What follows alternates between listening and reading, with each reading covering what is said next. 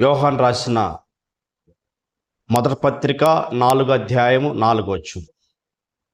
మీలో ఉన్నవాడు లోకములో ఉన్నవాడి కంటే గొప్పవాడు. లోకములో ఉన్నది చూసి భయపడుతున్నావేమో, శత్రువు నిన్ను రకరకాలుగా వెంటాడుతున్నాడేమో, ఇదిగో నీకున్న ఆ సమస్యలు బట్టి నువ్వు భయపడుతున్నావేమో, కనుక శత్రువు విసిరే ఆ సవాలు కానీ, శత్రువులు నిన్ను వెంటాడుతున్న ప్రతి సమస్య కానీ, ఇదిగో నిన్ను వెంటాడుతున్న రోగములు కానీ, ఇదిగో నిన్ను వెంటాడుతున్న ఆర్థిక సమస్యలు కానీ, ఇదిగో నిన్ను వెంటాడుతున్న అనేక సమస్యలు, కోర్టు సమస్యలు, రకరకాల సమస్యలతో ఒకవేళ సతమతమవుతున్నవేమో, ఇదిగో ఈ సమయంలో ప్రభు అంటున్నాడు, నీలో ఉన్నవాడు లోకములో ఉన్నవాడి కంటే గొప్పవాడు.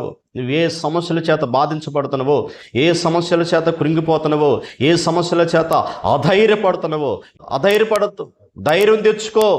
ఎందుకంటే నీలో ఉన్నవాడు ఆయన గొప్పవాడు.